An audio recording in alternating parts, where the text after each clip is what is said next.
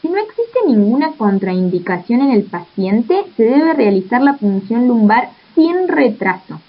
Obviamente, si hay alguna dificultad para realizarla, ya sea porque es dificultosa, porque no se logra, porque no tenemos los insumos necesarios, no vamos a esperar la punción lumbar para comenzar con el tratamiento antibiótico. Esto no debe retrasar el inicio de la antibioticoterapia empírica una vez que se obtuvieron los hemocultivos, pero de poder realizarse se debe realizar siempre sin demora.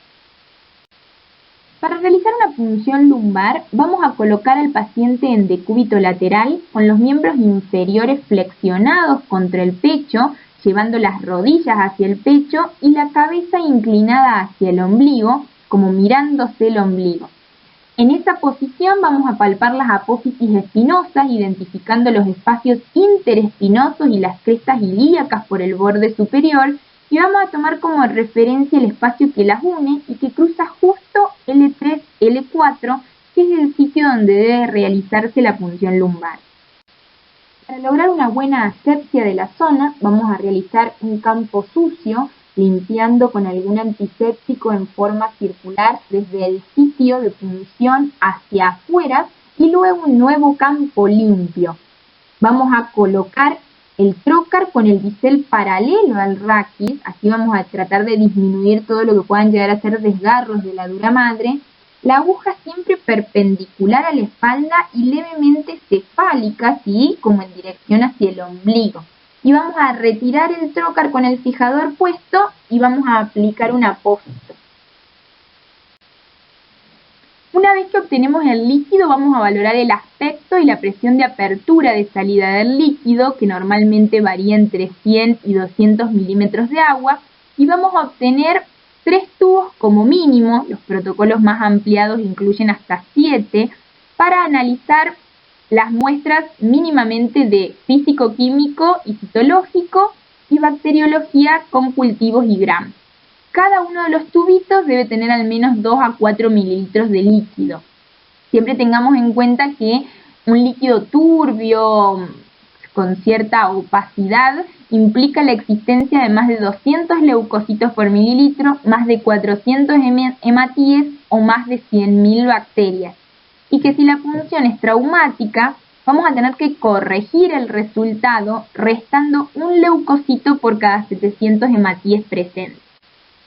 Las medidas post-punción incluyen el reposo del paciente en cama con cabecera a 0 grados, sin almohada, evitando llevar el mentón al pecho para evitar el síndrome post-punción, que incluye cefalea intensa.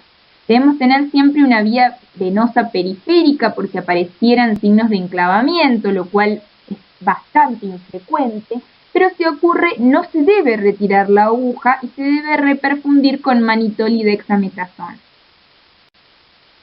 Las meningitis bacterianas van a tener como agentes etiológicos más frecuentes la Neisseria meningitidis, el Haemophilus influenza, más común en niños, y el Streptococcus pneumoniae. Y vamos a encontrar un líquido cefalorraquídeo con pleocitosis de más del 85% a predominio de polimorfonucleares, hipoglucorraquia, recordemos que las bacterias consumen la glucosa, hiperproteinorraquia y cultivos positivos. La meningitis por tuberculosis se da en inmunocomprometidos con una clínica subaguda, a veces fluctuante, que inicia con una febrícula, una fiebre baja, astenia, pérdida de peso y cefalea y vómitos que progresivamente se van tornando más intensos y asociándose a otros signos, como por ejemplo signos meningios, cambios del comportamiento, afección de pares craneales. Inclusive puede llegar a haber alteraciones severas del nivel de conciencia, déficit focales, convulsiones, hipertensión intracraneal. En el líquido cefalorraquídeo vamos a ver pleocitosis linfocítica e hiperproteinorraquia, junto con hipoglucorraquia y presión aumentada. En la resonancia, que es el estudio de elección para esta patología, vamos a ver un realce, y el tratamiento va a incluir tuberculostáticos durante 2 meses y luego 6 meses solo isoniazida y rifampicina. Las meningitis virales incluyen el herpes virus, Los mixovirus, por ejemplo la parotiditis, obviamente los retrovirus como el VIH, flavivirus que son más infrecuentes. Los síntomas por lo general duran entre 7 a 10 días, como cualquier proceso viral, y las personas con sistemas inmunocompetentes, por supuesto, se recuperan por completo. En el líquido cefalorraquídeo vamos a encontrar pleocitosis linfocítica, aumento de la presión, proteínas moderadamente elevadas, inclusive pueden estar normales, y glucosa normal. Las meningitis fúngicas van a tener un líquido cefalorraquídeo con pleocitosis, con prevalencia linfocítica, disminución leve de la glucosa y aumento de proteínas, y puede haber tinta china y cultivos positivos. Siempre esto se va a ver en pacientes inmunocomprometidos, ¿sí? Y en general los agentes etiológicos pueden ser criptococo, cándida, histoplasmosis, aspergillus. La encefalitis es la inflamación debido a la infección del parénquima cerebral. Puede ser causada por múltiples agentes etiológicos, bacterias, virus, hongos, protozoos. Los más comunes son virales, ¿sí? En general la encefalitis herpética es una de las más frecuentes, y las causas bacterianas incluyen sífilis y tuberculosis. La encefalitis herpética afecta típicamente al lóbulo temporal. En general inicia con fiebre, dolor de cabeza, puede haber signos neurológicos focales, pérdida de memoria, mucha confusión y alteración del estado mental, inclusive manifestaciones psiquiátricas, generalmente delirio, que no se justifiquen por un cuadro psiquiátrico per se, y puede haber alucinaciones, agitación, síntomas maníacos. Más del 90% de los casos de encefalitis herpética son debidas al herpes simple tipo 1.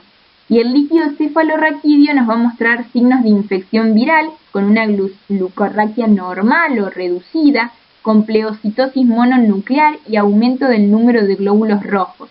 La PCR es el estándar para el diagnóstico específico. La resonancia obviamente va a mostrar ese compromiso del lóbulo temporal, y el tratamiento elegido va a ser aciclovir. La tomografía del cerebro nos va a permitir ver herniaciones, desplazamientos, algún edema cerebral o hidrocefalia, y si hay alguna lesión ocupante de espacio. Obviamente no es de primera elección, no es el estudio en el que vamos a pensar para hacer en primera línea si tenemos un paciente con una neuroinfección, y solo debe realizarse si hay sospecha de alguna masa intracraneal o alguna posible herniación, siempre y cuando no se retrase en absoluto el tratamiento antibiótico. En esta imagen de una tomografía en un corte axial sin contraste, se puede observar ventrículomegalia leve y algún borramiento de surcos en una meningitis bacteriana aguda. Lo que observamos en esta neuroimagen, que se trata de una resonancia de encéfalo en un corte axial en la secuencia T2, es la ventrículomegalia que se suele presentar en las meningitis bacterianas. En este caso lo que estamos observando es una resonancia de cerebro, un corte axial de T1 con gadolinio, donde vamos a ver, si pueden notar indicado con las flechas, un refuerzo leptomeningio en una meningitis bacteriana aguda.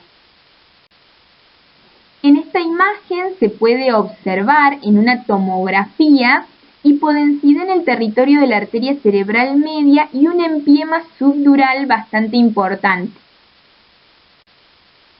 El tratamiento antibiótico nunca debe diferirse. El tratamiento empírico es urgente, ¿sí?